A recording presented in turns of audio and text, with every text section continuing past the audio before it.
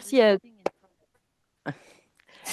Merci, merci Tarek, merci Arnaud, merci à tous ceux qui êtes présents pour ce nouveau Chronotech. Aujourd'hui, on a le plaisir d'avoir Arnaud Lexa avec nous pour nous présenter la thématique de la rénovation énergétique des copros. Quelles sont les solutions pour la ventilation? Parce que comme vous le savez, le marché de la copropriété étant florissant, on va dire, on a des sujets très très importants sur la ventilation. On n'isole pas un bâtiment sans penser, sans réfléchir la ventilation, sans au moins diagnostiquer ce qui existe. Et il y a beaucoup de solutions qui existent différentes en fonction des cas de figure du bâtiment, etc. Mais Arnaud va nous expliquer tout ça. Donc, merci à tous d'être présents. Moi, je suis Émy Razag, présidente de l'UNSFA, donc le syndicat des architectes de Paris. Si vous êtes là, c'est que vous connaissez l'UNSFA et j'en suis ravie. Si jamais ce n'était pas le cas, n'hésitez pas à m'envoyer un petit message dans la discussion. On sera ravis aussi de vous reparler de l'UNSFA. Donc, comment ça va se passer? Comme d'habitude, on va donner à Arnaud 25-30 minutes grand max pour nous expliquer ce qu'il peut nous apporter. Le principe, c'est un sujet, un outil, une info, un contact. Donc, le contact, c'est Arnaud. L'info, c'est les solutions pour la ventilation.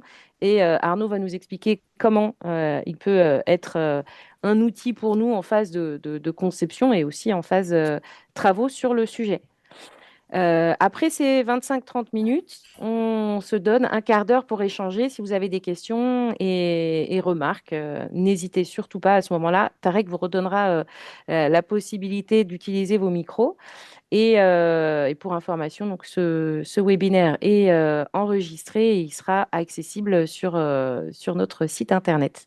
Voilà. Merci d'avance à tous pour votre écoute. Et puis Arnaud, je te passe le relais. Ça marche. Bah, merci à tous d'être là, du coup. Tout le monde voit mon écran, du coup, on est bon là-dessus. Tout le monde voit le début de la présentation ou On est pas? bon. Ouais. Ok, ça marche. Bon, eh ben, bienvenue à tous. Donc, du coup, moi, c'est Arnaud, chargé de préception chez VTI. Ça fait 6 ans et demi maintenant. VTI, en quelques chiffres, c'est ça. Ça fait 40 ans d'existence aujourd'hui. Il faut savoir qu'on est en fait une entreprise avec donc des chargés de prescription. Comme nous, qui sommes là vraiment pour vous accompagner du début à la fin sur le projet. On va être avec vous en avant-projet, on va être après avec vous aussi pendant l'appel d'offres et la réponse aux entreprises. On va accompagner les entreprises qui vont répondre. Et une fois que l'entreprise est sélectionnée, que le système est installé, on va s'occuper du réglage et paramétrage et de la mise en service du système pour déclencher toutes les garanties. Donc on vous accompagne vraiment du début à la fin sur chacun de vos projets. La carte d'Île-de-France, donc je vais passer rapidement parce que du coup vous pourrez la reconsulter plus tard. Le sommaire du coup pour la présentation, on va parler un petit peu des enjeux de la ventilation, des différents types de ventilation qu'on peut rencontrer aujourd'hui, les différents conduits qui en découlent et les solutions pour aller ventiler tout ça. Et ensuite on clôturera par la conclusion. Il faut savoir qu'aujourd'hui, enfin, dans notre pays, 19% des émissions de CO2 sont faites par nos bâtiments. Donc les réa énergétiques sont faites justement pour pallier à ça et moins dégager du coup de pollution sur ces bâtiments-là.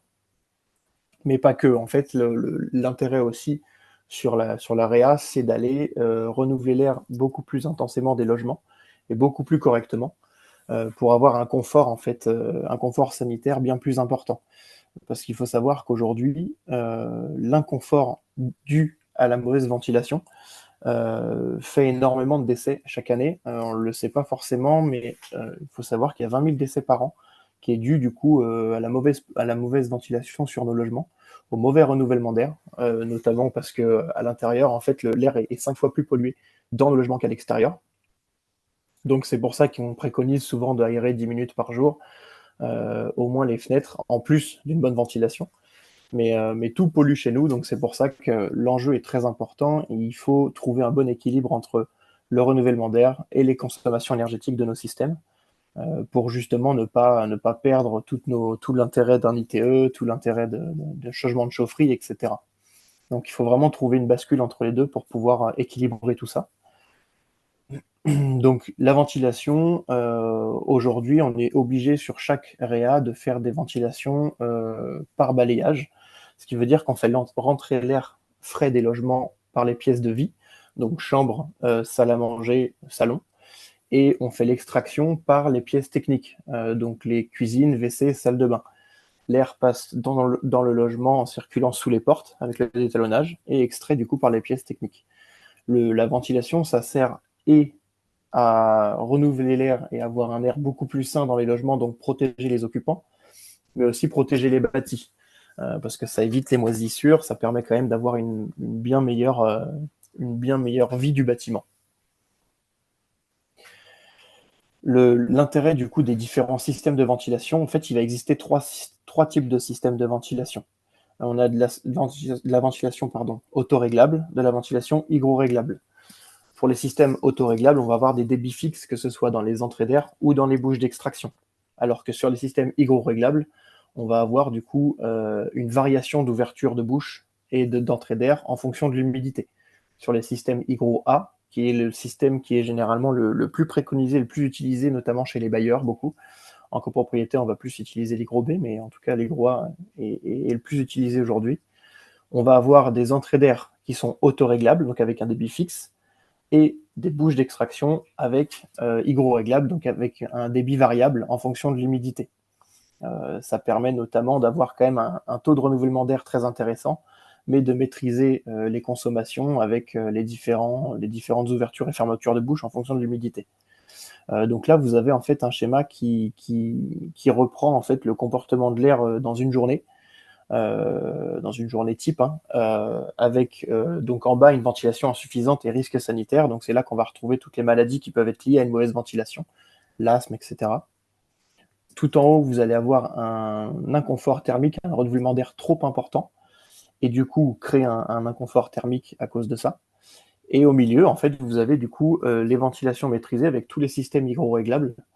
Donc c'est là qu'en fait le comportement de l'air est le plus souvent ancré, et c'est là où on va avoir le moins de problèmes, tant sur le bâti que pour les occupants. Donc c'est pour ça que les systèmes hygroréglables nous intéressent beaucoup plus aujourd'hui. On va avoir deux systèmes distincts, parce qu'en fait on va avoir deux familles de systèmes. Vous avez tous les systèmes qui s'installent sur les bâtiments d'avant 1982 et tous les systèmes qui s'installent après 1982. En fait, le 24 mars 82, il y a un arrêté sur la VMC qui a été décrété. Donc, on a obligé toutes les constructions neuves à s'équiper en fait de systèmes de VMC mécanique contrôlés. Donc, c'est les systèmes que vous connaissez le plus et que vous rencontrez le plus, enfin, en copro, pas trop d'ailleurs, mais en tout cas avec les réseaux de gaines, les têtes de souche et les gaines spiralées verticales, donc qui descendent jusqu'au rez-de-chaussée. Avant cette date-là, donc avant 1982, on a des bâtiments avec des conduits qu'on appelle maçonnés. Donc c'est ce que je vais vous présenter juste après. En fait, vous avez en gros trois types de conduits maçonnés aujourd'hui qui existent. Vous avez le conduit Chinte, donc qui est le conduit de tout à gauche, qu'on retrouve énormément en banlieue parisienne et partout ailleurs en France, hein, mais là en tout cas je parle pour la région parisienne, énormément en banlieue parisienne et vraiment les alentours de Paris.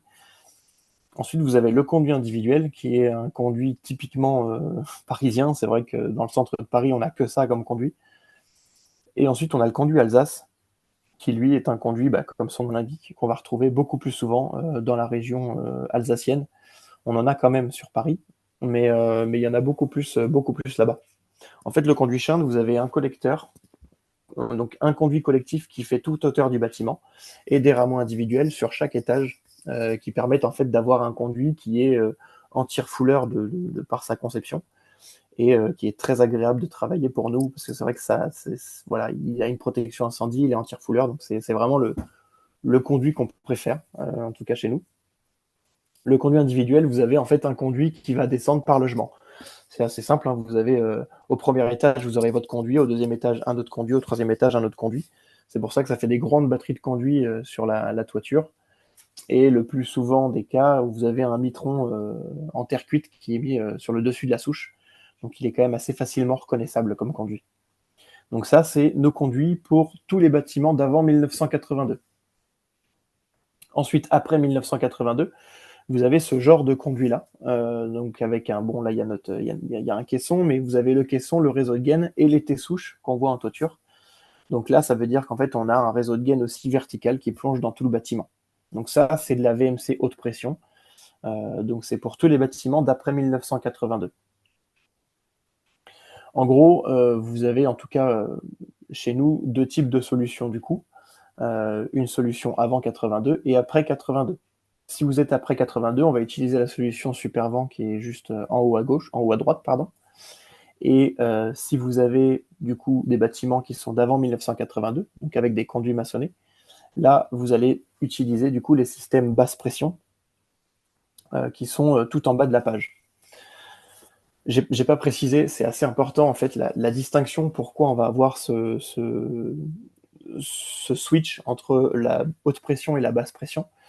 C'est qu'en fait, le conduit maçonné, de par sa nature et sa fabrication, en fait, il est fait pour être étanche jusqu'à 50 pascal.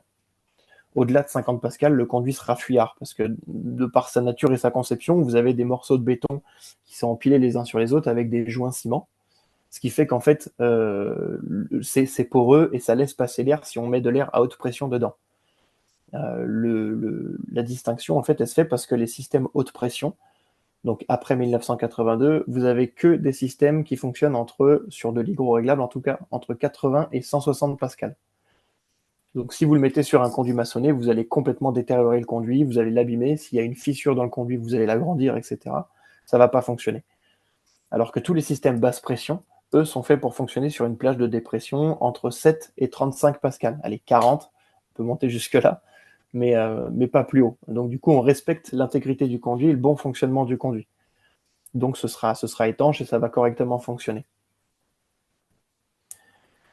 Voilà un petit schéma qui explique en fait du coup la différence entre la haute pression et la basse pression.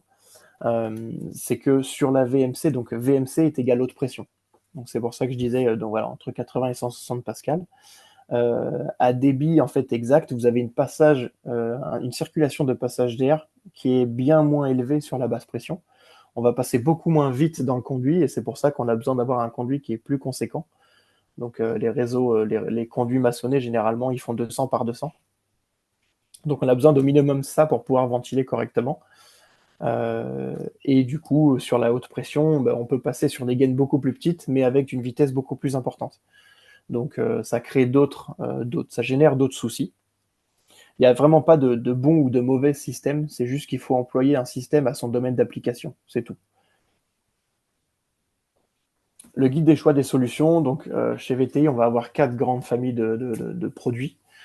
Vous allez avoir donc des produits pour la basse pression et des produits pour la haute pression. Donc pour la basse pression, vous avez la ventilation naturelle et hybride, qui est notre système le plus ancien, le premier système qui a été développé en fait chez VTI.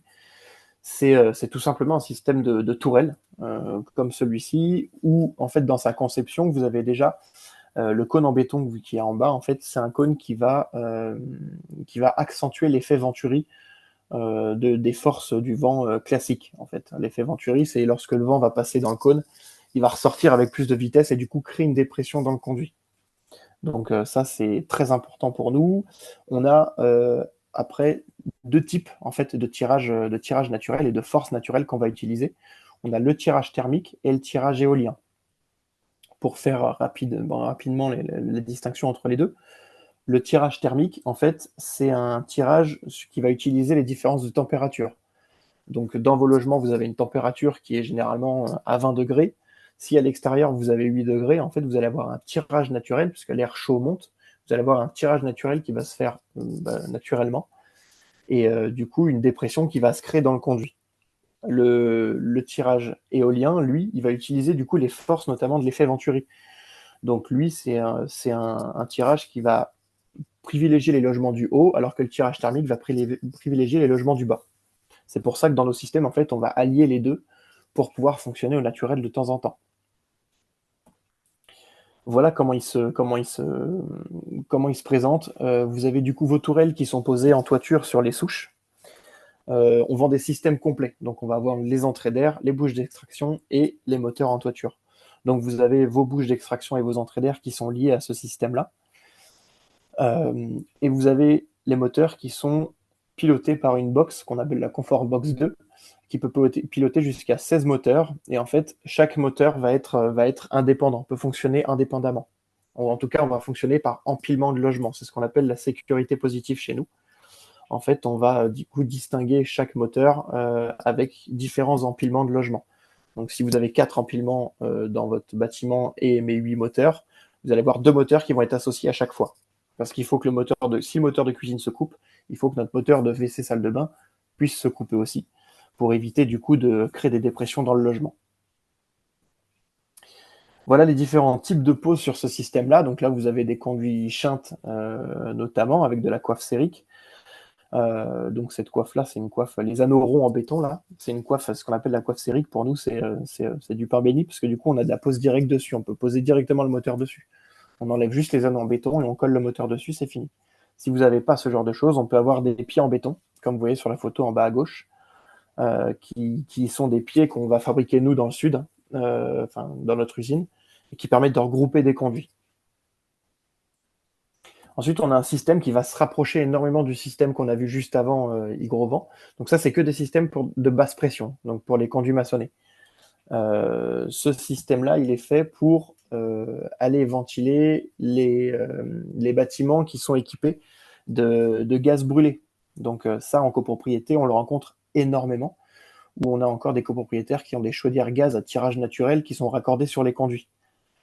Donc du coup, une chaudière gaz à tirage naturel, ça veut dire qu'elle a un coupe-tirage pour fonctionner, la chaudière, elle a besoin d'amener d'air. Et en fait, nous, dans notre système, on va utiliser cette amenée d'air pour ventiler la cuisine, parce que généralement, elles sont posées en cuisine. Donc vous avez votre moteur qui est posé sur le conduit des cuisines, avec vos chaudières raccordées dessus, et le moteur des WC salles de bain qui est sur l'autre conduit, et du coup qu'on va ventiler avec des bouches classiques. Donc ça, c'est le système Axivent qui est un cousin en fait du système Hygrovent. Il faut juste savoir que le moteur a une petite conception différente. Celui qui va extraire les gaz brûlés, il est en tire-fouleur de classe B. Pour nous, c'est un point très important parce que c'est vrai que c'est une condition qui nous oblige en fait à avoir un moteur qui ne peut, enfin voilà, il est en tire-fouleur au maximum. Il ne peut pas y avoir de gaz brûlé ou d'air qui retourne dans le conduit, même si le moteur se coupe, parce que vu que c'est un moteur hybride, il est censé se couper. Donc du coup, il va fonctionner au naturel de temps en temps. C'est vrai que je l'ai pas précisé sur le système hybride. En fait, sur la box de contrôle, la Comfort Box, vous avez une sonde de température et un anémomètre qui sont reliés à celle-ci.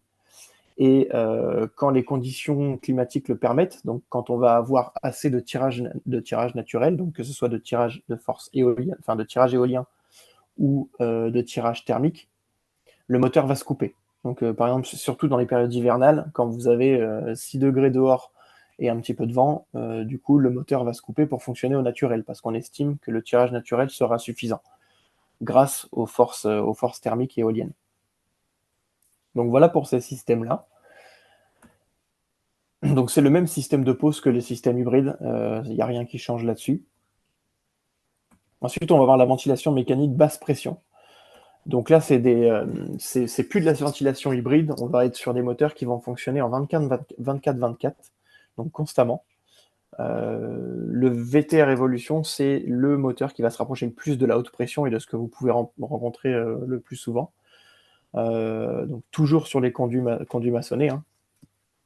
En fait, c'est un moteur avec un réseau de gaines et on va venir coiffer les souches avec des plénums qu'on fabrique toujours nous. Donc on vient sur place prendre les cotes, etc. On fabrique tout sur mesure et du coup vous avez vos bouches en intérieur logement, vos entrées d'air. Le fonctionnement du système reste à peu près le même que sur de l'hybride, sauf que ça fonctionne 24 heures sur 24. Donc là, on a différentes puissances de caissons. On a le 1500, le 2500, le 3000 et le 5000. Et on a deux nouvelles puissances qui arrivent là, qui sont déjà produites aujourd'hui. Un 700 et un 1000 pour pallier sur les plus petits bâtiments. Donc ça, c'est notre fer de lance chez VTI. C'est la solution qu'on va faire le plus parce que très simple en mise en œuvre et qui fonctionne vraiment très bien. On arrive à avoir de très bons résultats là-dessus. Voilà un petit exemple du coup de pose de moteur. Donc il se pose en toit terrasse et on peut aussi le faire en comble. Donc le 700, le 1000, le 1500 et le 3000 peuvent se poser en comble. Donc on fournit bien sûr tous les accessoires qui vont bien, hein, avec la volute, la sortie en toiture, etc. On a deux types de poses pour pour ce moteur-là. On va avoir le plénum en recouvrement et le plénum en piquage. Donc recouvrement, on va venir sur le dessus de la souche, hein, tout simplement, et le piquage sur le côté. Si vos souches font 2,50 m, 3 mètres, c'est vrai que c'est moins joli d'aller faire redescendre les gaines. Donc on a la solution en piquage qu'on peut mettre en œuvre.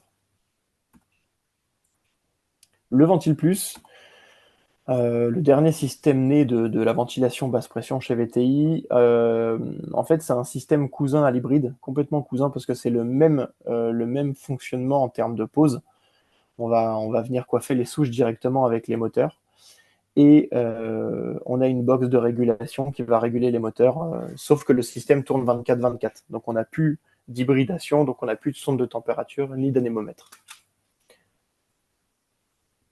Pour la pose, on va avoir de la pose directe, de la pose sur pied béton et de la pose sur plénum qu'on n'a pas mis ici, mais c'est un nouveau type de pose qui nous permet pas mal de choses et qui est vraiment très agréable à faire.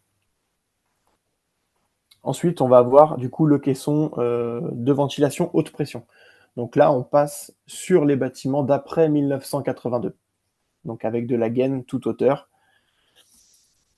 Ça, c'est un système du coup, après, qui est des plus classiques, hein. C'est celui que vous pouvez rencontrer partout avec un réseau de gaine et des T-souches en toiture.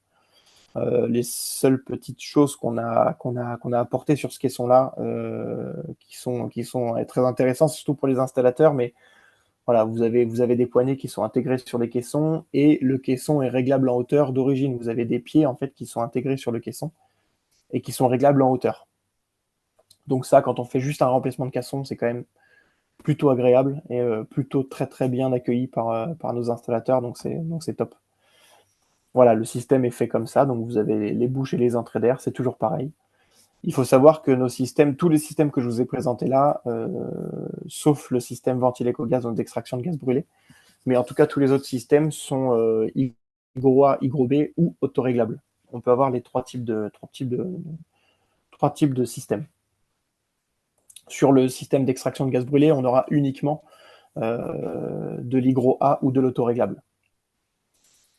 Donc bon voilà, ce caisson est développé chez nous, hein, mais ça c'est pas forcément très important. Donc c'est pour tous les bâtiments d'après 1982. Tous les bâtiments d'avant 1982, on est d'accord que c'est des systèmes basse pression qui doivent se mettre en place. Pour les intérieurs logements, vous avez du coup les différents types de bouches pour chaque système. La bouche tout à gauche, c'est pour les systèmes hybrides, donc que ce soit hygrovent ou ventile éco-gaz. La bouche du milieu, c'est une bouche qui est autoréglable, mais qu'on ne fait plus beaucoup du tout, parce qu'on ne fait plus beaucoup de systèmes autoréglables, tout simplement. Et la bouche à droite, c'est les bouches alisées qui vont se mettre sur les systèmes du coup de ventilation mécanique basse pression, Ventile Plus et Voltaire Révolution. C'est des bouches qui se rapprochent énormément des bouches de VMC, c'est juste que les plages d'ouverture de bouche et de fonctionnement de bouche sont beaucoup moins élevées que sur la VMC, tout simplement. Pour les entrées d'air, vous avez du coup des entrées d'air qui sont autoréglables, donc pour tous les systèmes auto et hygro A. Et ensuite, vous avez les entrées d'air hygro-réglables, donc qui sont pour les systèmes qu'on va installer en hygro B. Le Joker, excusez-moi. Le Joker, du coup, c'est notre conduit de raccordement pour les pièces dépourvues de conduit.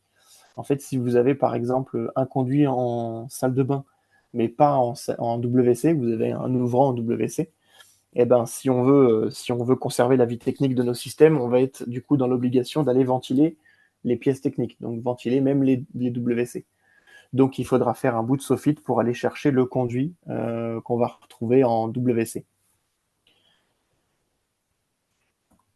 En conclusion, pour refaire un petit tour très rapidement, du coup, on va avoir deux types de bâtiments. Donc, des bâtiments d'avant 1982 et des bâtiments d'après 1982. Avant 1982, système haute pression.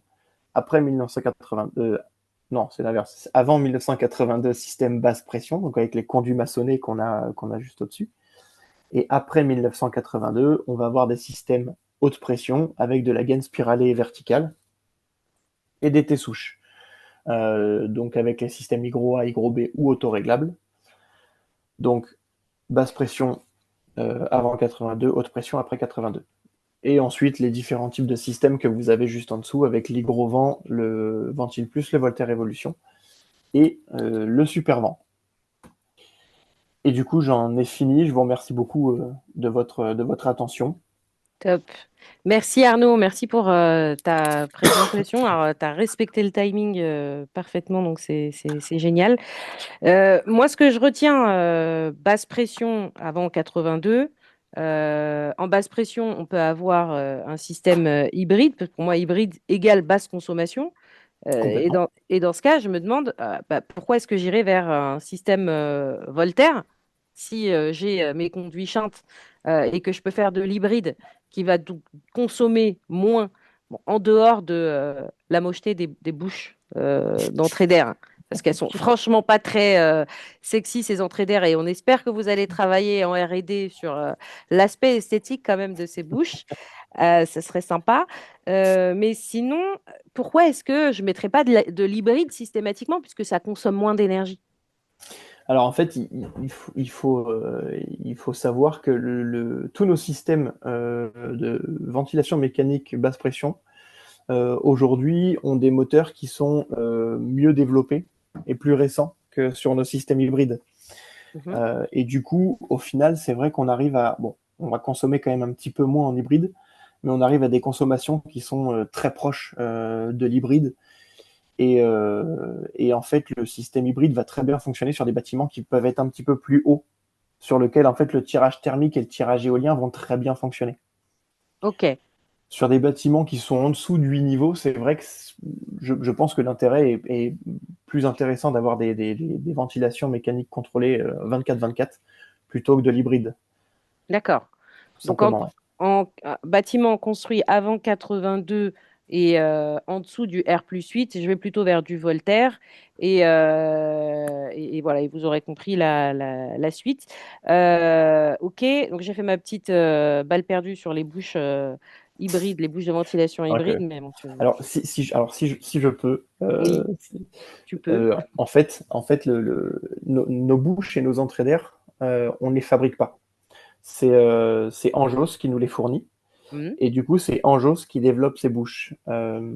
Pour tout dire, on leur a demandé, on leur a demandé fortement, avec insistance, de faire quelque chose pour ces bouches-là. Mais en fait, vu qu'on est sur des systèmes basse pression, notamment les systèmes hybrides, où les plages de dépression peuvent descendre très bas, on a Ouais, besoin d'avoir une bouche qui est grande en ouverture pour pouvoir d'accord. avoir nos débits.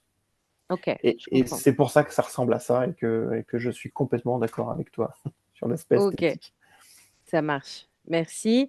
Alors, du coup, là, pour info pour les participants, merci pour votre attention et n'hésitez pas, on est encore ensemble pendant 13 minutes, donc n'hésitez pas à lever la main si vous voulez prendre la parole, si vous avez des questions. Et tant que vous en avez pas, moi, je continue de papoter avec Arnaud parce qu'on a moi, j'ai plein de questions à lui poser. Et puis, je crois que Tarek a lancé le sondage aussi. Donc, il y a un petit sondage à remplir, mais vous pouvez le faire un petit peu après, il n'y a pas de souci. Donc voilà, n'hésitez pas à lever la main. Moi, Arnaud, une question très, très concrète en attendant que quelqu'un se décide. Euh, bon, la ventilation, moi, je fais de la copro, je fais du logement social. Je suis systématiquement amenée à au moins diagnostiquer et la plupart du temps à intervenir sur les systèmes de ventilation. Comment tu m'aides? À quel moment je t'appelle? À quel moment, Arnaud, quel service Arnaud peut nous apporter à nous, architectes, quand on a ou pas un bureau d'études d'ailleurs, parce qu'on n'a pas systématiquement un bureau d'études avec nous, notamment en copro. Voilà, qu'est-ce que tu peux nous apporter concrètement? Bah, nous, ce qu'on peut faire, nous, ce qu'on aime, ce qu'on apprécie le plus, c'est vraiment d'être vraiment en amont sur les projets, même si c'est un diag et que du coup, vous n'êtes pas sûr d'avoir après le suivi du chantier ou autre. Peu importe en fait, l'important pour nous, c'est d'avoir les bonnes billes et pouvoir trouver les bonnes solutions tout de suite parce que de toute façon, on sait que c'est un dossier qui, quoi qu'il arrive, sortira un de ces quatre. Donc nous, notre intérêt, c'est vraiment notre poste, c'est vraiment de vous accompagner dès le début du dossier, avec même en allant sur place avec vous au moment de la visite, etc. Ça, on se déplace, il n'y a aucun problème. Et ensuite, on va du coup vous apporter une solution technique la plus adaptée possible, hein, D'accord. avec notamment des éléments, parce qu'on a un bureau d'études chez nous en interne qui va nous faire du coup des dossiers techniques qui permettent d'avoir des notes de calcul et toutes les aides à la saisie RT que vous pouvez avoir, tout ce genre de choses-là. Ça, on vous l'apporte même en avant-projet. D'accord. Donc, tu peux me donner, c'est-à-dire que moi, j'ai un projet, je t'appelle, tu m'accompagnes sur site, on réfléchit ensemble sur la solution la plus adaptée, basse pression, pas basse pression, hybride, pas hybride. Et tu vas me faire aussi les calculs de dimensionnement, tu me dire combien de Complètement. moteurs il faut, quel type de moteur il faut, etc. Oui, ouais, complètement. C'est c'est vraiment, c'est vraiment notre objectif, nous, à nous, fabricants, de faire ce genre de choses-là. D'accord. Tout ça, c'est vraiment quelque chose qu'on vous apporte. Et OK. vous avez même, pour info, sur notre site internet, du coup, sur vti.fr, vous avez un onglet qui s'appelle MyVTI, sur lequel vous pouvez vous inscrire. Et du coup, c'est vrai que ça vous apporte une page sur laquelle vous pouvez vous-même faire des dimensionnements et avoir des notes de calcul et vos saisies RT sur vos bâtiments. Voilà, vous aurez des questions à remplir, etc. Le nombre de logements, les typologies, tout ce qui va bien. Et du coup, en découlera une note de calcul avec une note chiffrée, un estimatif, etc. Super. Donc, j'aurai mes bouts de CCTP qui vont bien, la Complètement. DPGF avec les éléments à décrire. Ouais, Super. ouais, ouais. Top. Est-ce que parmi nos participants, on a des questions? Tarek, je ne sais pas si toi tu vois des questions, moi j'en vois pas. Alors, il n'y a pas de nouvelles questions pour l'instant. On a celles qui ont été posées en amont, qui sont dans le chat. Ouais, mais je ne les comprends pas très bien en fait ces questions. Ouais, Donc, c'est pas super bien formulé. je vais avoir un petit peu de mal à les reposer, je ne les comprends pas. Peut-être que Arnaud, en attendant si que quelqu'un se décide, tu peux peut-être nous faire un petit partage d'écran de MyVTI, parce que pour le coup, c'est un outil. Ouais, bien sûr. C'est l'outil, je dirais déjà en toute autonomie. Avant même de t'appeler, on peut déjà commencer Ouais, complètement. sur MyVTI, bien que moi, personnellement, je préfère t'appeler. Mais Viens il avec faut nous. continuer. C'est notre. On communique dessus parce que c'est vrai que parfois on peut avoir des moments de rush où c'est compliqué pour nous d'être archi réactif, même si on essaie de l'être au maximum. Mais, euh, mais c'est vrai que ça peut être utile parfois. Donc, Eh vous oui. voyez mon écran du coup? Alors, pas encore. Ah, alors, Moi, je vois un écran noir, personnellement. Alors, on a une question posée par JL Gaucher. Merci pour la question. Quid des ventilations avec vide ordure dans les logements? Ah ouais, bien, bien. En plus, le j'allais vide la poser. ordure. Très bien. Le vide ordure Le qu'on vide conserve. ordure. Du coup, si tu le Faites-moi conserves, condamner tu fais ça. quoi? Euh, alors déjà, il faut savoir que si on veut installer un système de ventilation mécanique basse pression ou haute pression, peu importe, on est obligé de le condamner. Selon le DTU sur enfin, le DTU de la ventile, on est obligé de le condamner. Si on veut le conserver, dans ce cas-là, on va avoir une solution. On va pouvoir le conserver et mettre un système hybride, donc hygrovent, en place. La seule chose, c'est qu'il faut ventiler ce vide ordure. Donc, on est obligé d'équiper le vide ordure d'un moteur. Et du coup, il faut passer tout le système sur du C4. Hein, parce que du coup, le vide ordure n'a pas de. Il n'est pas comme le shunt, avoir une protection anti-refouleur, une protection incendie, tout ça. C'est un tube qui descend avec des piquages directement dedans de vide ordure. Donc, du coup, Mais, on est obligé d'avoir en C4 ce système-là. alors, C4, excuse-moi, mais il faut peut-être que tu nous expliques, C4, c'est quoi? C'est vrai, complètement. Le C4, c'est la protection incendie. Ça veut dire que tous nos moteurs doivent fonctionner à 400 degrés pendant 30 minutes. Donc, en cas d'incendie, en fait, il faut que le moteur puisse continuer à tourner pour extraire les fumées, etc., pendant 30 minutes à 400 degrés. Donc ça, c'est les protections C4. Et en fait, sur l'hybride, on n'est pas obligé d'être C4 parce que le conduit shunt nous permet de ne pas l'être. Le conduit shunt et le conduit individuel d'ailleurs. Donc d'origine, en fait, le système hybride n'est pas C4. Après, tout le reste de nos systèmes, que ce soit Voltaire-Evolution, Ventile Plus ou Supervent, ils sont C4 d'origine. Mais le système Hygrovent ne l'est pas. Donc du coup, voilà, c'est la seule contrainte qu'on a. Mais ça peut se faire. On peut ventiler les vides ordures avec le système hybride. Ok, top. Merci. Alors, il y a Armande qui a une question. Oui, déjà merci beaucoup pour l'exposé qui est très intéressant. Je voulais savoir, alors j'espère que je suis pas totalement hors sujet, mais pour, par exemple, si on envisage la rénovation d'un très petit bâtiment à usage tertiaire en dessous de 200 mètres carrés, qui va être donc dans les plus petites catégories de RP. En rénovation, donc il n'est pas soumis à il n'est pas soumis au décret tertiaire, si je dis pas de bêtises, il y a toutes ces choses-là. Est-ce qu'on peut envisager, pareil, de travailler avec vous, comme vous avez dit, par rapport au... Même j'ai vu le simulateur de calcul. Est-ce qu'on peut donc envisager de travailler la ventilation, en fait, au même titre qu'une... Enfin, avec le même type aussi de produit, en fait, j'ai envie de dire. Ouais. Sachant que les surfaces vont être modérées, que voilà. Alors, en fonction du type de RP, évidemment, je précise pas, mais si c'est un bâtiment d'enseignement, par exemple, où il n'y a pas du tout de production pas de cuisine, pas de choses comme ça. ouais, complètement. Alors, on le fait ponctuellement. C'est pas quelque chose qu'on fait constamment. En fait, logiquement VTI, on est fait pour travailler sur la réa des bâtiments collectifs dédiés à l'habitation. On n'est pas censé faire du tertiaire. On va commencer à s'y mettre du coup avec le caisson Supervent, notamment notre caisson haute pression. On va pouvoir s'y mettre et en faire. Mais régulièrement, on fait des collèges ou des lycées avec des systèmes hybrides ou des choses comme ça.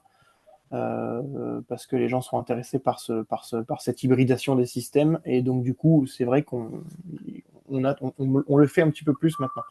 On en fait de temps en temps. Franchement, ça doit être 4-5 dossiers par an, en tout cas sur l'île de France, qu'on va traiter avec du tertiaire. Ce n'est pas votre cœur de métier, mais tu es prêt à nous Non. accompagner aux besoins Oui, et peut-être à nous complètement. dire que tes solutions ne sont pas adaptées. OK. Ouais, Est-ce qu'il pas t'arrive de te déplacer aussi sur les chantiers si on sent qu'il y a un truc qui n'est pas très clair sur le chantier, on a un petit doute sur la façon dont l'entreprise travaille, etc. On peut aussi te solliciter ouais, en phase complètement. travaux? Quand vous voulez et quand vous avez besoin. C'est vraiment parce que en plus on va vous accompagner parce que même si c'est pas vous directement, si on accompagne l'installateur sur le chantier, quoi qu'il arrive, on va y être sur le chantier. Donc bien sûr, nous en Île-de-France surtout, on est trois, on est trois chargés de prescription. Donc même si moi j'ai pas le temps, mon collègue aura le temps et on se déplacera bien sûr. Ouais. Top. C'est même vraiment enfin c'est ce qu'on veut en fait, hein, que vous puissiez nous utiliser comme ça le plus possible. Top. Merci Arnaud. Il nous reste 3 minutes, donc si vous avez d'autres questions, n'hésitez pas, les participants, et sinon on te laisse peut-être voilà, une couleur d'écran un peu bizarre là, je sais pas si Là, ça vous va voyez bien. mon écran ou pas? Ouais, on voit la présentation. Ah non, c'est pas la présentation que j'avais moi du coup. Non, je ne crois pas. Non, là, c'est moi qui ai partagé du coup Ah pour oui, d'accord. Ok, si tu veux faire qu'on une fasse petite ouverture. la transition, donc on laissera les participants aller regarder MyVTI Ouais, tout ça seuls marche. comme des grands. Et puis surtout, on a le contact. Alors le contact, c'est peut-être du coup, est-ce que c'est plutôt Arnaud, c'est plutôt Cédric pour nous, Non, Arnaud? ce sera plutôt moi. Ok, Cédric, c'est mon directeur co, donc en fait, il a mis ses coordonnées pour pour que vous ayez les coordonnées du directeur commercial si jamais, mais nous sur le terrain, ce sera moi et mes collègues en tout cas. Ouais, ok. complètement. On peut balancer un numéro ou pas? Bien sûr, il n'y a pas de souci. Tarek, je peux te laisser écrire le numéro pendant que Arnaud nous le dicte, s'il te plaît, sur là, dans Contact, hein, tout de suite, là, Oui. sur la presse. Tu m'as donné la bougeotte avec ta souris, là. Ah, pardon. J'essaie de. Bon, sinon, on le met dans la discussion, hein, dans le fil de On discussion. le met dans le fil de discussion, oui. Alors, vas-y, je t'écoute, Arnaud. 06 Donc 06 37 37 87 87 65 65 00. 00. Donc, ça y est, c'est officiel. J'ai balancé ton numéro à tout le monde. Bon, quelqu'un d'autre l'a fait en même Merci temps. beaucoup. C'est très bien. Je veux bien, Tarek, que tu remettes la presse, du coup, si c'est toi qui affiches. Oh, oui. Merci. Et donc à tous, n'hésitez pas à aller sur le site de VTI, il est assez bien fait, c'est assez intuitif. Et n'hésitez pas à appeler Arnaud en cas de besoin, quelle que soit du coup l'étape dans laquelle vous êtes dans vos projets. Nous, on vous donne rendez-vous le 28 mai à 18 heures pour parler de mix énergétique avec GRDF. Donc voilà, 28 mai, 18 heures, toujours sur le même format. Et il est 18h45, donc on va rendre l'antenne. On est pile à l'heure et Très bon on met un timing. point d'honneur à l'être. Donc voilà, merci à tous pour votre participation. Merci Arnaud. Merci Merci à Tarek. vous pour l'invitation. Et puis à très vite pour de À nouveaux bientôt. chantiers. Ça Merci marche. tout le monde. Salut Bonne tout le journée. Au monde. revoir. Bonne soirée tout le monde. Ciao, Au ciao. revoir.